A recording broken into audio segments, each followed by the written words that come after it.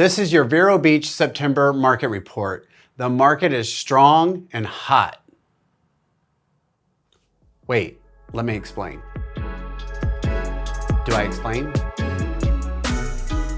Hi, my name is Scott Reynolds. I'm the team leader of the Reynolds team here in Vero Beach. And so this month we're gonna try something a little different. We're gonna combine the mainland and the island market report in the same video. If you're here for only the mainland video, you can skip to right here. Otherwise, continue watching for the island report. Barrier Island market report, and it's for September. So it's been a hot summer, lots of little hurricanes kind of brewing around out there. Nothing, thankfully, has hit our part of Florida. So I wanted to kind of jump into the data, and I did a little bit of extra research and wanted to compare how many homes have sold year to date on the Barrier Island compared to the same time last year. Then I also took that same data set and looked at for pre-pandemic for 2019, just for historical purposes. So maybe just kind of starting in 2019, year to date, we had 478 homes and condos that had sold on the Barrier Island. And put that in perspective, for 2022 was slightly down to 413 homes, and then 403 homes for 2023. So each year, 2019, it was like more, but then less homes sold in 2022 and a little bit less sold in 2023. But the big thing that was totally different was the home value. So in 2019, the average value with condos and homes that closed was $775,000. And then in 2022, it was 1.5 million. Huge difference, but a little less sales activity. And then in 2023, it's at 1.45. So that's about 4% decrease in average sales price between 2022 and 2023. However, it was an 85% increase when comparing 2019 average price to 2023. So they had to give back a little bit of the value, but it just shot up so much. And everything that we predicted is been coming true. We're seeing a deceleration on home appreciation, which we had to because we can't keep going up that much. But everything that we see is gonna just slightly go up in value, just slightly, like maybe 1%, 2%, 3% over, the coming years. So that's what, based on the supply and the demand that we're seeing from a prediction standpoint. So I just thought that was, it should be able to give buyers a big, vote of confidence that the market, that they can buy with confidence without worrying about anything with values, and that all ties to how many homes are available versus how many are selling. And we're still in a very neutral market. Anytime the market's between 3 and 6 months of inventory, it's described as a neutral market. It's not a buyer market, it's not a seller market. So that's what we're seeing right now with the months of inventory. So I want to kind of jump into the, one other point, I'm going to just do a little tandem here, is I still remember in 2018 and 2019, and I'd go to conferences and meet with other waterfront, quality areas with Sarasota, the Naples area, South Florida, in coastal Eastern United States. And I would let people know that you could buy a home on the Barrier Island for $775 as an average price, and they were just blown away that it was that inexpensive. And I always felt that we were undervalued. And even now today, you look in those same areas and the prices are well above the 1.45 that's now on the Barrier Island. So just wanted to, I still feel like we're undervalued when comparing to other coastal cities that are a nice quality of life seaside towns. So let's go ahead and jump right into the overall trends for the Barrier Island. Right now on the island, counting homes and condos, we're just underneath 200 homes available, and we've been slightly under 200, pretty flat for about 4 months. And then the amount of buyers and pending contracts have been a little ups and downs each month, because that's just how each month goes on the beach side. So ever since summer, the closings have went down a little bit, but now we're already seeing pendings go up. So pendings for the month of August is up 76% from the same time last year. What's really nice is that we have 47% more homes to choose from, so that's helping things. The amount of closed homes was at 25, which is down 28%, but next month will be up because our pendings are so high. On the kind of moving over to the price per square foot, I really hate this statistic because we all have a 1,200 square foot condo, and we may have a 4,000 square foot single family home, but a lot of the national statistics talk about price per square foot, so I like to include our local price per square foot. And for the Barrier Island, it was at 509 this particular month on the closings that closed.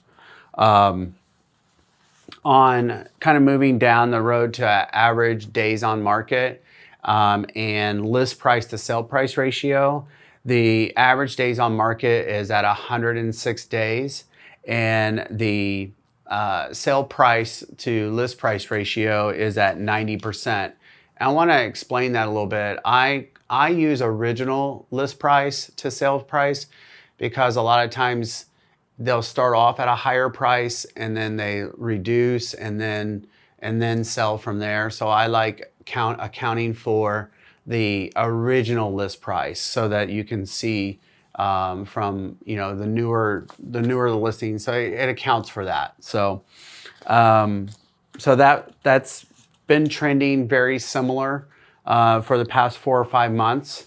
And then the sales price from last year to this year is on the average sales price on the Barrier Island was pretty flat. So it's at 1.37 million for this particular month for the September report. So if what does all this mean? We're heading into, what's great for buyers is that we're heading into the fall market and getting ready for our season market. You'll start seeing more homes come on the market, which will give you a lot more, even more options than you have right now. And if you're a seller, there's plenty of buyers looking for homes, and there's been a shortage for quite a while. So if you're looking to sell your home and you want to get the best strategy and talk about what repairs may be necessary or may not be necessary, please get with us. We'd be happy to help you out with that and give you a really good marketing strategy. All of my information is below, and I'm really looking forward to meeting with you. Thank you so much. Bye. Hi, my name is Scott Reynolds, and I'm the team leader of the Reynolds team here in Vero Beach. And today, this is the Mainland Report, which includes Sebastian for the month of September. And so let's kind of jump right into it. I did some research, and when I was looking at all the information that was available, what I wanted to take a look at is compare how many homes sold this year to date versus how many sold last year to the same date, and then compare that information to pre-pandemic times, and also look at the average sales price on all 3 scenarios. So I want to go ahead and share that with you guys. So in 2019, there was just slightly over 2,400 homes sold, and the average sales price, wait for it, $223,000. That was the average sales price counting condos and homes. And then in 2022, there was slightly more homes sold at 2,443, and the average sales price jumped up to $342,000. That was, 2019 pre-pandemic was 223. Then in year to date this year, the number of homes that have sold is slightly down to 1954 year to date, and the average sales price is $373 with those homes. So it's even up like 9% from just last year. But comparing 2019 to 2023 average sales price, it was 67% up. Everything that we see, all the indicators we look at, which is supply and demand and buyer interest versus how many homes are available, it looks like the pricing is going to just slightly increase over the next few years from everything that we see. There's just a lot of demand for our area, and the supply is down. So I just thought that was an interesting point that I wanted to draw out. So kind of jumping right into the trend for this year, and you guys are going to see these charts. The inventory has been a little leveled off. It was increasing, then now it's leveled off for the past 4 or 5 months. Currently, we have 645 homes on the market, which is up 10% of same time last year. And then we have 286 homes that went under contract, which is 20% up from the same time last year. And then the number of closed homes was down 25%, but next month the closings are going to be much higher because of this month's pending deals. So I thought that was a good amount of information. The average sales price, or I'm sorry, the average price per square foot has been kind of leveling off a little bit. It's $238 a square foot on the mainland, and then which is up 7% from the same time last year. And then days on market is at 87 days, and which has been very, very consistent for probably the 6 or 7 months. You'll see it on the chart. The original list price to sales price ratio has been extra tight on the mainland at 96%. So that's really good for sellers and buyers. Just if it's a home that's checking all your boxes, it's probably checking other people's boxes. So put your stronger offer up first to avoid multiple offers. We have several homes on the mainland right now that are in multiple offers, even in August of 2023. So the average sales price is up 4% at $390. So just wanted to, go through that. And then months of inventory, this is what kind of dictates pricing. And we're at 2.3 months of inventory based on pending sales.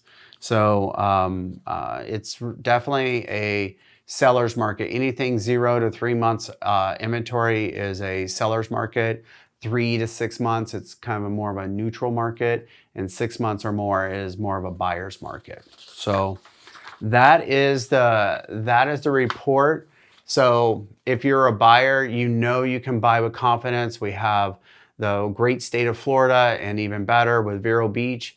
We have low taxes, quality seaside town, and just lots of amenities without all the crime and congestion.